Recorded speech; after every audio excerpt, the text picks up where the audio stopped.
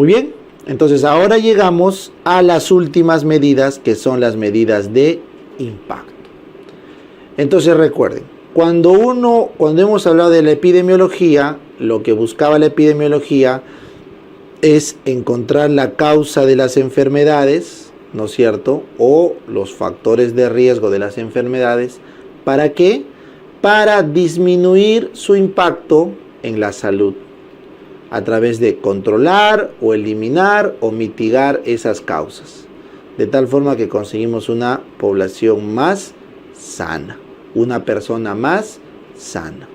O también otro objetivo era encontrar un tratamiento, un fármaco, alguna vacuna, ¿no es cierto?, que me permita tener un impacto en la salud, o sea, que me permita curar a una persona con ese tratamiento.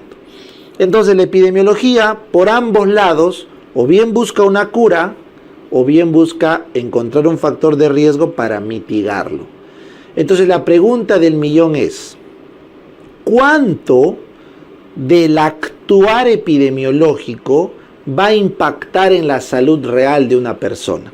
¿Ya? Y esa es una pregunta que tenemos que hacerlo fundamental y filosóficamente. A ver, profe, ¿cómo es eso? Yo te pregunto, ¿te vas a morir o no te vas a morir? Pues claro, profe, me voy a morir. Todos nos vamos a morir, esa es una verdad absoluta. Correcto.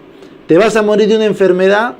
Sí, muy probablemente. O sea, si vemos las estadísticas, la principal causa de muerte en nuestros tiempos son enfermedades, no es violencia.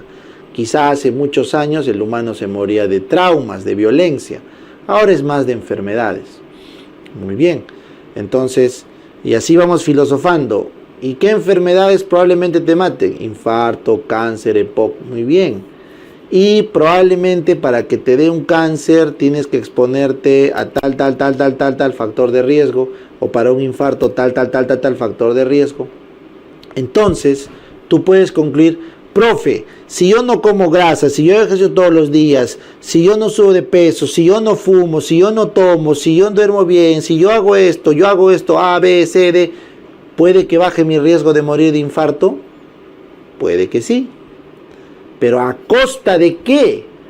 De que prácticamente no haces nada, pues, ¿no? No haces nada, porque la vida normal de un humano, al menos en estos días, es pues tender al sedentarismo, ¿no? Hacer ejercicio es un esfuerzo deliberado, que tú tienes que levantarte, dar tiempo de tu vida para correr, caminar. Antes no, porque antes si tú no trabajabas en la chacra te morías de hambre, punto. Los humanos anteriores a nosotros, si no trabajaban en el campo, se morían. Ahora ya no es así. No sé, pues se me ocurre. El tabaco, antes solo fumaban los millonarios, la gente con dinero. Ahora el tabaco está al alcance de todos, todos pueden fumar. Y así, puedo seguir, la grasa, las frituras, bla, bla, bla. Entonces, literalmente, la vida como llevamos ahora es factor de riesgo para casi todo. Entonces la pregunta es, ¿tendrá algún impacto que tú te restrinjas de hacer todo eso en contraer o no una enfermedad? ¿Te interesaría saber ese dato? Claro, profe. Porque si usted me sigue diciendo que me tengo que poner mascarilla ahorita y en verdad esa mascarilla no me está sirviendo de nada para prevenir del COVID, entonces estoy perdiendo plata porque tengo que comprar una mascarilla que no me sirve, estoy incómodo, me complica la vida la mascarilla. Tercero, ensucio el medio ambiente porque tengo que botar ese plástico todos los días. Cuarto, me puede dar mi dermatitis, mi acné de mascarilla, me veo fea, me veo feo. O sea, me complica la vida una cosa que nunca tuvo impacto en mi salud. Entonces, esta parte que vamos a ver acá es la más delicada porque vamos a medir cuánto impacta una medida epidemiológica en la vida de una persona o en una población. ¿Ya? Bien. Entonces, para eso tenemos que volver a nuestro cuadro de exposición. ¿Ya? Entonces, yo digo, los enfermos que se expusieron a las fiestas COVID, ¿no? O los que se expusieron a las fiestas COVID se enfermaron como 90 y quedaron sanos solo 10. Los que no fueron a sus fiestas COVID se enfermaron como 20 y quedaron sanos 80. Eso quiere decir que la incidencia de los que se fueron a la fiesta COVID fue 90 de 100, ¿no es cierto? O sea, 0,9. Y la incidencia de los que no fueron a la fiesta COVID, 20 de 100, o sea, 0,2. ¿Ya está? Bien. Entonces, el riesgo relativo es 4.5, ¿no es cierto? La mitad, 4.5. 4.5 veces más se infectaron de COVID los que fueron a su fiesta COVID. Muy bien. Entonces te hago una pregunta. ¿Debemos cancelar y decir a las personas que nunca vayan a una fiesta por el COVID? ¿Debemos o no debemos? No lo sé. Y te hago otra pregunta. Si ya te dio COVID, vienes a mi consulta y me dices, doctor, me ha dado COVID. Ya, y he ido a una fiesta. ¿Será que me ha dado COVID por la fiesta? ¿O me ha dado COVID en la combi que iba a la fiesta? ¿O me dio COVID porque en mi casa me contagiaron y no tuvo nada que ver la fiesta? Entonces hay dos escenarios. En las personas que aún están sanas, te van a preguntar cuánto aumenta mi riesgo por ir a la fiesta. Y en las personas que ya están enfermas con el COVID, te van a preguntar qué porcentaje de mi enfermedad se debe a ese riesgo, haber ido a la fiesta. Entonces hay dos preguntas de impacto acá, que es el riesgo atribuible y la fracción etiológica del riesgo. ¿Ya? Entonces entiendan esto de acá. La incidencia de los expuestos versus la incidencia de los no expuestos. Este es el grupo que fue a la fiesta COVID, este es el grupo que no fue a la fiesta COVID. ¿Correcto? Entonces, en este caso, el riesgo atribuible, el RA, es la resta de la incidencia del expuesto menos el no expuesto. Lo cual para nuestra pregunta sería 0.9 menos 0.2, 0.9 menos 0.2, eso da 0.7. ¿Qué significa, profe? Ese riesgo atribuible significa el riesgo que me ahorro cuando elimino la exposición. Es el riesgo que me ahorro cuando elimino la exposición. O sea, si yo no voy a una fiesta COVID, me ahorro 0.7 de incidencia. Pero he eliminado la exposición. ¿Está bien? Ese es el cálculo. Pero supongamos que ya te ha dado el COVID, ya estás enfermo. Entonces tu pregunta va a ser, profe, ¿cuánto de lo que me ha dado el COVID se debe a que he ido a esa fiesta? Porque puede que me haya dado el COVID por otra cosa. Eso se llama fracción etiológica del riesgo o también riesgo atribuible porcentual, que es el riesgo atribuible dividido entre la incidencia de expuestos. O sea, para nuestra pregunta sería el riesgo atribuible, ¿cuánto fue? 0.7 dividido entre la incidencia de expuesto, que es 0.9. Voy a dividir en calculadora, ¿ya? Para no entrar en error. 0.7 entre 0.9 me da 0.77. Esto sale 0,77 periódico. Eso significa 77% de riesgo. O sea que la proporción o porcentaje de COVID que te ha dado por ir a la fiesta es del 77%. Eso quiere decir que hay un 23% de COVID que lo has podido contraer en otro lugar, en otro lado, en la combi, en tu casa, donde fuera. Entonces, en función de estas dos medidas, el riesgo atribuible y la fracción etiológica, yo te recomiendo a ti individualmente si deberías o no deberías ir a una fiesta COVID. Entonces, según los datos que están acá, yo te diría no vayas, porque sí tu riesgo disminuye bastante cuando no vas, y de los que enferman, bastante de su COVID se debe a la fiesta. ¿Ya? Pero supongamos que cambia la ecuación y de los 20 pacientes que no van a la fiesta, esto sube a 40. A 40. Entonces, profe, esto de 20 pasa a 40. Esto se vuelve 0.4 y acá el RR ya no sería 4.5, sino sería 0.9 entre 0.4, 2.25. Me sale 2.25. ¿No es cierto? Entonces, cuando hago la resta, acá es 0.4, igual acá, va a cambiar. Acá es 0.4, la diferencia es 0.5 y en este caso 0.5 de 0.9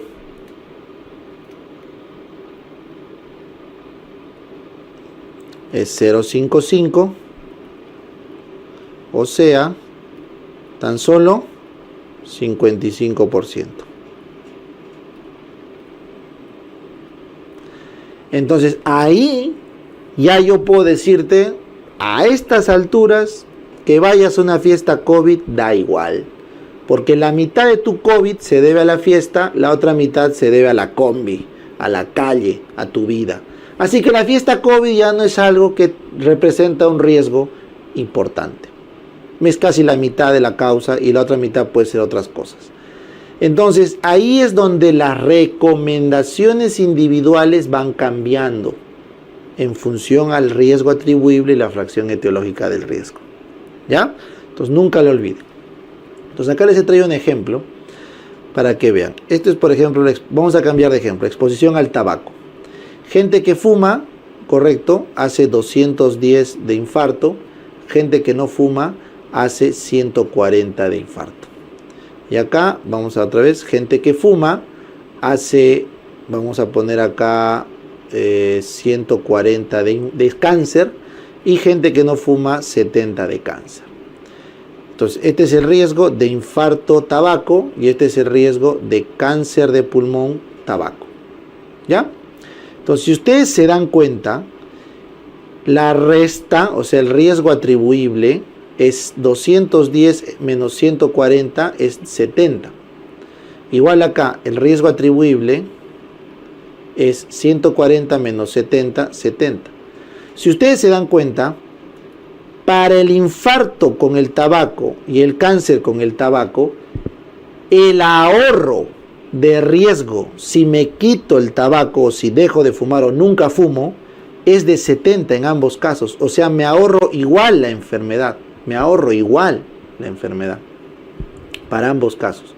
Pero cuando hablamos de la fracción etiológica del riesgo o el riesgo atribuible, en este caso 70 de 210 es la tercera parte, 33%. Mientras que acá la fracción etiológica del riesgo, 70 de 140 es el 50%. Entonces noten que si a una persona le da cáncer, la mitad del cáncer se debe al tabaco. Pero la persona que le ha dado un infarto, solo la tercera parte se debe al tabaco. Entonces, ambas enfermedades, si yo no fumo, me ahorro 70 de riesgo. Pero si ya me da la enfermedad, en el cáncer el tabaco pesó más que en el infarto. Entonces son dos medidas distintas, recuerda. Uno es lo que te ahorras de riesgo y otro es cuánto de la enfermedad final se debe a ese riesgo. Entonces, ustedes, cada vez que una persona les pregunte, doctor, ¿debo dejar de tomar? ¿Debo dejar de fumar para que no me enferme? Te están preguntando, doctor, usted que ha estudiado más que yo medicina, porque si yo como persona me hubiera dado el tiempo de estudiar medicina, créame que no vendría acá a preguntarle. Eso también tenemos que meternos a la cabeza. La gente va al médico, nos pregunta cosas porque simplemente no pueden tomar esa decisión por sus propias cuentas. Porque si una persona podría saber toda la medicina, no te visitaría. Recuerda eso. Nos visitan porque no saben lo que nosotros sabemos. Entonces nuestra responsabilidad es responderles con lo más cercano a la verdad. nosotros no somos dioses, ¿ya? Y las personas acuden a nosotros solamente porque ellas no han podido por su propia cuenta darse cuenta o responder a su duda o curar su enfermedad, ¿ya? Por si acaso, ¿ah? Por si acaso, porque siempre hay los que se creen dioses, ¿no? Y que creen que han dejado de ser humanos, ¿no? Y se han pasado al Olimpo y se olvidan de que la gente solamente va al médico porque por ellas mismas no puede resolver sus problemas. Entonces, cuando una persona te pregunta, doctor, ¿puedo fumar? ¿Puedo tomar?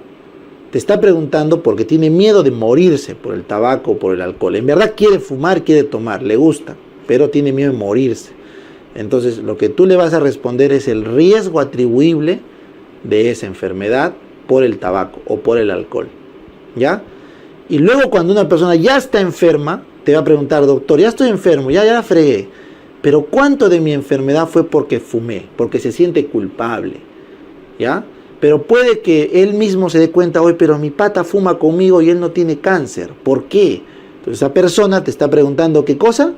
La fracción etiológica. Te está pidiendo, doctor, usted que sabe más que yo medicina, explíqueme por qué mi pata que fumaba conmigo, él no tiene cáncer y yo sí. Tú le explicas. El cáncer, en tu caso, 50% se debe al tabaco, 50% a otras cosas. Probablemente en tu amigo, ese otro 50% de otras cosas no se dio, que en ti sí. ¿Entiende? Te está preguntando la fracción etiológica del riesgo. De tal forma que la etiología de la enfermedad de la persona se le explica con el FER. Y el riesgo atribuible es lo que te ahorrarías si eliminaras el factor de riesgo antes que se enferme. Esas son las medidas que debemos saber así, objetivamente. ¿Ya? Muy bien. Ahora la cosa se pone peor. ¿Por qué, profe? Porque ¿qué pasa si es que hacemos un estudio, pero ya no en función de personas, sino en función de poblaciones? ¿Cómo es eso, profe? Ustedes habían visto, o todos han vivido, lo que nos han encerrado en el COVID, ¿no? Nos han encerrado porque no estaba bien que nos juntemos, porque nos íbamos a enfermar más. Muy bien, pero partiendo de lo que estoy diciendo, yo como un ser humano libre, te pregunto a ti, ministro de Salud, ¿quién diablos eres tú para decirme que no puedo salir? ¿Quién? No, que soy el ministro de Salud. No me interesa. A cualquier burro ponen de ministro, y eso ya nos lo ha demostrado el gobierno de ese señor, ¿no? Que se fue. Entonces, cualquier burro entra de ministro, eso no me sirve. Tú dime, ¿con qué dato científico me encierras a mí en mi casa? Entonces, el ministro ha tomado una medida epidemiológica, ojo, poblacional, que ha afectado a toda una población, y por eso tienes que saber argumentar cuál ha sido la razón para que haga eso. Entonces, para eso existe la incidencia poblacional. La incidencia poblacional son todos los enfermos, o sea, 90 más 20, de toda la población, que en este caso sería 100 expuestos, 100 no expuestos, o sea, entre 200. Sería 110 entre 200, ¿ya? O sea, la incidencia poblacional sería más o menos 0,5, ¿no? A ver, 110 entre 200, 0,55. Ya, la incidencia poblacional es 0,55. Muy bien. Entonces, la segunda tanda de medidas de impacto son los conocidos como medidas de impacto poblacionales, que es el riesgo atribuible poblacional y la fracción etiológica de riesgo poblacional, o también llamada riesgo atribuible poblacional porcentual. ¿Ya? Entonces, lo que hacen es restar la incidencia de la población menos los no expuestos, y en el otro caso simplemente es la división, pero entre el índice poblacional. O sea, es lo mismo que arriba, solo que en vez de incidencia de expuestos individuales, usamos la incidencia poblacional. Entonces calculemos, la incidencia poblacional es 0,55 y la incidencia del no expuesto es 0,4. Si te das cuenta, esta diferencia es de 15, ¿no es cierto? 0,15. Y en el caso de la fracción etiológica del riesgo, riesgo atribuible poblacional, acá vamos a calcularlo, sería 0,15 entre la incidencia poblacional, que era 0,55. 0.55. ¿No es cierto? Entonces, ¿cuánto sale 0.15 entre 0.55? 0.27. ¿Correcto? Que eso llevado a porcentaje sería 27%. Entonces, miren, para este cálculo, para el mismo cálculo que hemos hecho arriba, con 20 pacientes no enfermos, no expuestos enfermos y 90 expuestos enfermos, me sale que lo que me ahorro en la población si elimino el factor de riesgo es de 0.15. O sea, si yo prohíbo las fiestas, me ahorro 0.15 de incidencia. ¿Ya? Y desde otro punto de vista, de toda mi población enferma, el 27% se explica por las fiestas del COVID, o fiestas COVID, o reuniones, como quieras llamarlo. Entonces, los ministros, los epidemiólogos y toda esa gente que está ahí, que ha decidido por nosotros, que nos ha encerrado, que nos ha prohibido salir de casa, que nos ha impuesto una serie de cosas en aras del bien común, se han basado en estos datos. Entonces ellos han dicho, a ver, si yo elimino las fiestas COVID o las reuniones donde se pasa el COVID, me ahorro 0.15 de incidencia, que multiplicado por todos los millones de habitantes que tengo, eso se traduce en unas 1000 camas UCI. Como no tengo camas UCI, bueno, pues me tengo que ahorrar esas 1000 camas UCI. Prohíba hacer las fiestas, porque me estoy ahorrando 1000 camas de UCI. 1000 camas, ¿ya? Probablemente 1000 muertos. Ahora, por cerrar las tiendas, las fiestas, los restaurantes, las discotecas, estoy teniendo un impacto social, ¿no? Mucha gente va a quebrar, mucha economía se va a extinguir, alguno que otro loco por ahí se suicidará porque ya pues no aguanta las restricciones, bajará la calidad de vida de la gente, pero al final esa decisión ya es una decisión política, es una decisión subjetiva, es una decisión del momento, porque el dato está ahí. Igual, de todo mi COVID como población, 27% se debe a las reuniones.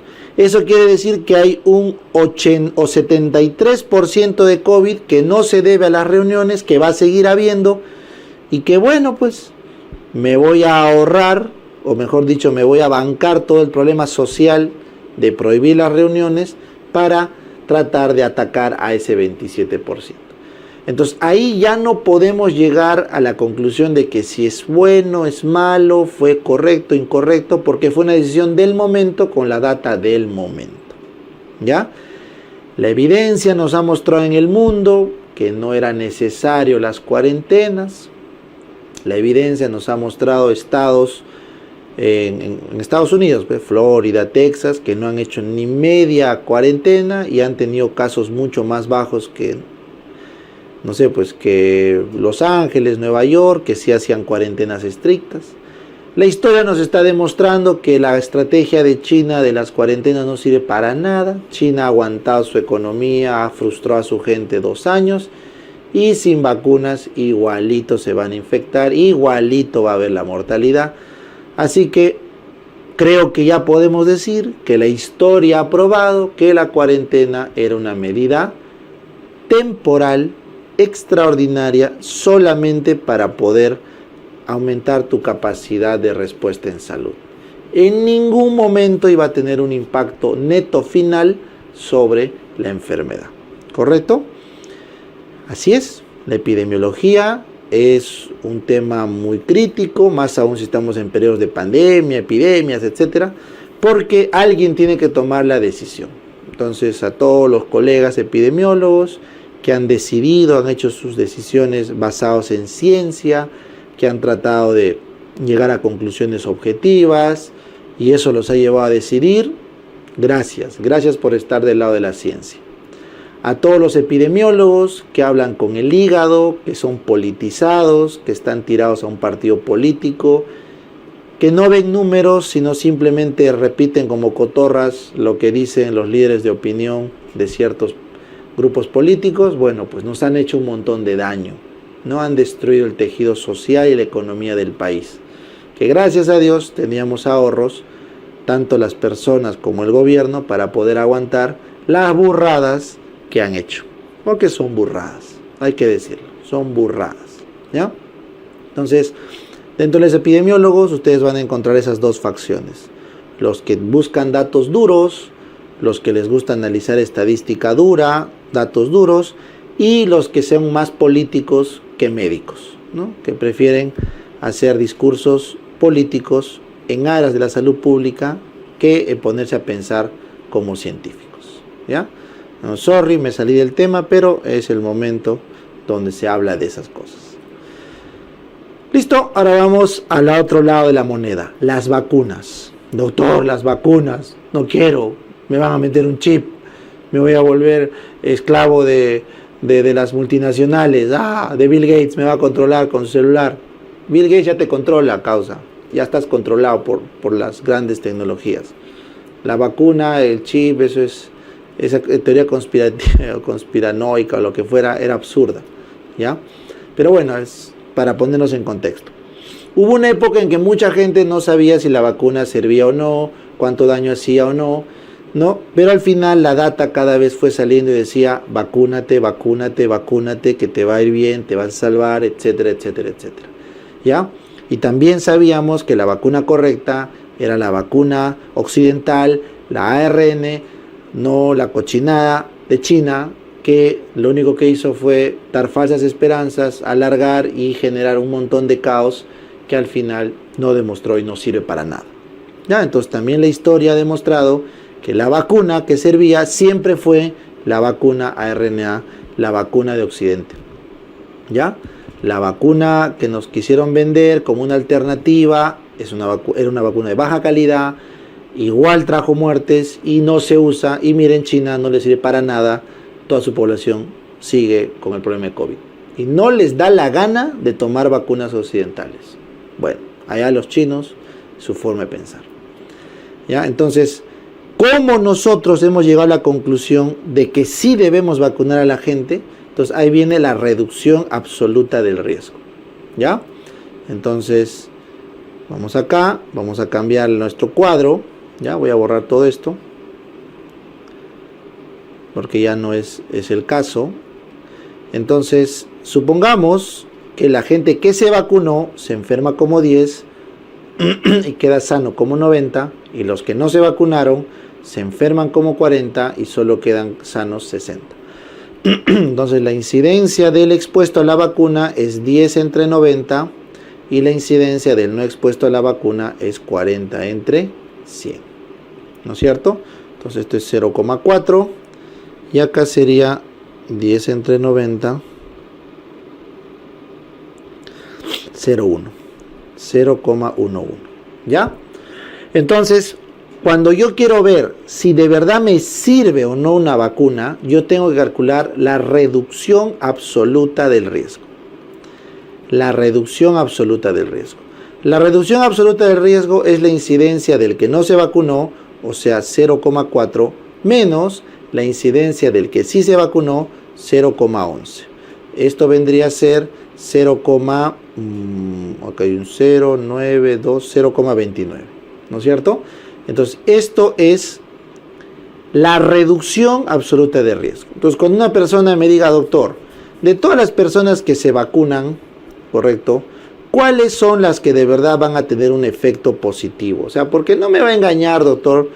Yo conozco gente que le ha dado COVID y no estaba vacunada y no se ha muerto, ni síntomas le ha dado. ¿Ya? Y conozco gente que se ha vacunado y igual ha terminado en el hospital. Así que por favor, no me floree, dígame cuánto va a impactar en mi salud positivamente el vacunarme o no. Entonces la persona te está preguntando algo válido, algo legítimo. ¿Ya? Tú no puedes obligar a nadie a tomar un tratamiento que no quiere tomar. ¿Ya? Eso también debemos recordar. Pero doctor, si no toma la pastilla se va a morir. Déjalo, es su vida, quiere morirse. ¿Ya? Y luego dices, pero doctor, si no se vacuna va a contagiar. Está bien. y al contagiar va a infectar a otros. Sí, doctor, eso está mal. Tenemos que obligarle a que se vacune por el bien del prójimo. Perfecto.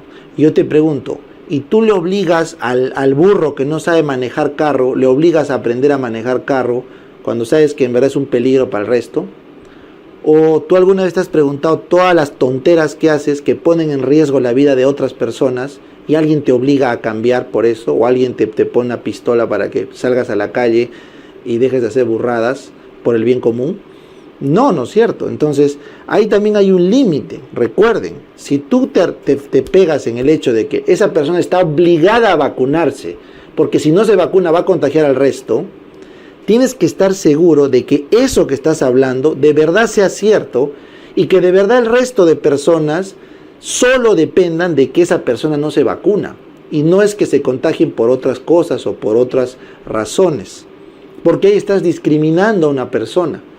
Entonces, en el COVID todo el mundo se puso sensible, todo el mundo quería que todos se vacunen porque todos nos íbamos a infectar entre todos, cuando no nos damos cuenta de un sinfín de cosas que hacemos y ponemos en riesgo al prójimo, ¿ya? Y nadie nos obliga a corregir eso. Es solo tu propia conciencia la que te dice que hagas bien las cosas. Entonces, acá también les digo, si tú vas a obligar a una persona que para que viva tenga que estar vacunado, para dejarlo entrar a un restaurante, a un lugar público, entonces por favor entiende que eso tiene que estar respaldado por números, no por lo que tú crees que es correcto o no. Entonces en ese caso lo que estás midiendo es el RAR, la reducción absoluta de riesgo. ¿Cuánto riesgo me estoy ahorrando yo al vacunarme respecto a no vacunarme? ¿Ya? Entonces en este ejercicio me estoy ahorrando 0.29 de riesgo. No se entiende bien. Por eso es que los epidemiólogos han hecho un número que se llama número necesario a tratar. El número necesario a tratar es la inversa del RAR, correcto, multiplicado por 100. O sea, es el RAR elevado a la menos 1 multiplicado por 100. Entonces voy a poner 1 entre 0.29. 1 entre 0.29 por 100. Ya, vamos a ver cuánto sale. Entonces 1 entre 0.29 por 100. Me sale 345, vamos a redondear. ¿Ya? ¿Qué significa eso, Doc? Significa que tengo que vacunar a 345 personas para que una se salve del efecto adverso que puede ser hospitalización o muerte, ¿no? Dependiendo de lo que se considere como el outcome. ¿Ya? Si el outcome de enfermar es hospitalizarse o estar en UCI, entonces de eso es lo que nos estamos protegiendo. Entonces, recuerden que las vacunas, inicialmente su outcome era no morir, ¿ya? Nunca fue su outcome inicial no infectarse. Todos lo teníamos claro, el COVID te iba a infectar, es un coronavirus, es imposible que te salves.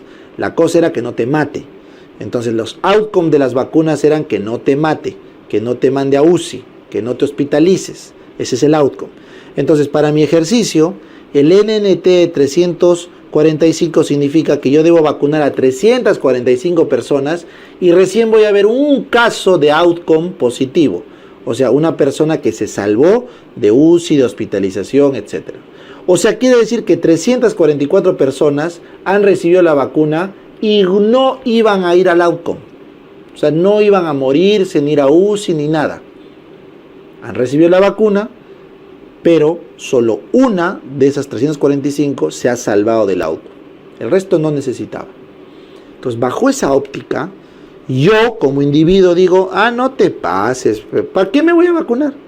¿Para qué? Si simplemente la probabilidad que a mí me toque ser esa persona, pues es baja, ¿no? Ese es un razonamiento totalmente válido, ¿ya? El problema radica en que cuando tú vas a hacer una estrategia de vacunación sobre una enfermedad, que es en este caso el COVID, una pandemia que afecta a toda tu población, tendrás que multiplicar por toda tu población, pues, ¿no? Entonces supongamos que voy a agarrar 34 millones de personas en un país, 34 millones, lo divido entre 345, son 98,000 muertos, o 98,000 camas de UCI que me ahorro, 98,000 enfermos graves que me ahorro, 98K. O sea, cuando tú lo ves como gobierno, como Estado, sí vale la pena obligar a la vacuna, porque te estás ahorrando casi 100.000 vidas. A una persona individual probablemente no le impacte tanto, pero cuando lo ves en macro, sí. Entonces, las estrategias de vacunación se calculan en función de esto. Es por eso que en países incluso súper libres, como Estados Unidos o algunos países de Europa del Norte, sí se obligó la vacuna hasta ciertos factores de riesgo. O sea, en Estados Unidos, por ejemplo, era obligatorio sí o sí a los que tenían factores de riesgo. Y era muy recomendado a los jóvenes. Pero ya la tercera dosis era opcional para jóvenes, muy recomendado para los que tenían 1 o 2 factores de riesgo y obligado para los que tenían más. O sea, nunca fue obligado, en verdad no pueden obligar, simplemente era que lo ponían como requisitos para muchas cosas. Entonces, acá tienen que entender que así el número necesario a tratar sea muy alto, ¿correcto? Cuando lo veo como población, sí tiene impacto. Pero si estaríamos hablando acá de un medicamento, por ejemplo, la amoxicilina para una faringitis, se ha visto que el NNT es de 365. O sea, tengo que dar a 344 personas amoxicilina para que uno se cure de amigdalitis, porque son virales. Entonces, ahí no tiene sentido. Cuando el NNT es muy grande, yo no lo recomiendo como tratamiento individual. Pero en el caso de vacunas, hay que ver en función de toda la población cuánto es el impacto. ¿Ya? Entonces, si 98.000 vidas son bastante importantes para la decisión política, entonces se tiene que obligar la vacuna.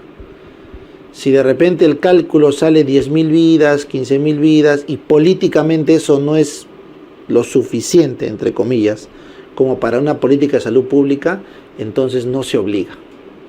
¿Ya? No se obliga. Así como nadie te obliga a vacunarte del neumococo, ¿no? Entonces, eso de obligar en el Estado siempre va a llegar a la decisión de cuántas vidas es lo suficientemente importante, sigo diciendo entre comillas, porque absolutamente todas las vidas son importantes, pero en lo que es salud pública tienes que llevarlo a números, cuántas vidas son importantes para a partir de ese momento tomar una decisión que afecte al resto de personas, ¿correcto? Porque no todos se van a beneficiar por igual, ¿ya? Entonces, bajo esta lógica, supongamos que la vacuna del COVID, voy a poner un último ejemplo y para terminar, supongamos que la vacuna del COVID sí tiene riesgo alto de hacer una enfermedad autoinmune, miocarditis, Guillain-Barré, etc. Y yo, cuando mando a vacunar a todo el Perú, a todo un país, me creo 10.000 casos de Guillain-Barré y de miocarditis. Y 1.000 casos de muerte asociados a vacuna. Entonces, ahí tu decisión política es peor. Voy a matar a 1.000 que no iban a morir. Voy a meterle Guillain-Barré a 10.000 que no lo iban a tener, con tal de obligarles a vacunarse para salvar a 98.000, que claro, puede ser su mamá, su papá, su hermano o él mismo de la que se vacuna. Pero ahí la decisión ética es súper compleja, porque yo al obligarte a vacunar, te estoy obligando a esa pequeña fracción de factor de riesgo que te puede dar la vacuna. Te estoy empujando a eso, con tal de salvar al prójimo, que bien puede ser tu familia, eso no interesa. Pero yo al obligarte, ya estoy cargando un peso en mi decisión. Por eso los epidemiólogos tienen que tener mucho cuidado al momento de hacer esto, y por eso siempre, al menos los que tenemos el pensamiento libertario, tratamos de alejar lo más que podamos a la medicina de la política. ¿Por qué? Porque la medicina en su acto es un tema muy probabilístico, muy complejo, y al final puedes terminar sacrificando a mucha gente, muchas cosas, en aras de resolver un problema de salud que ni siquiera nosotros conocemos bien. Así que tengan mucho cuidado cuando en su cabeza, en sus conversaciones, porque nosotros somos personas de autoridad, porque somos científicos de alto rango en la sociedad, los médicos. Tengan mucho cuidado cuando hablan con la gente. traten de ser lo más lógicos, lo más humildes y reconozcan que son estas herramientas las que nos permiten tomar decisiones sobre conocimientos que ni siquiera nosotros tenemos 100% claros. ¿Ya? Acá nadie es Dios, recuerden. Y la epidemiología les va a ayudar para cuando hablen y jueguen a ser dioses, tengan por lo menos un número atrás que los respalda para poder dar un consejo. ¿Listo?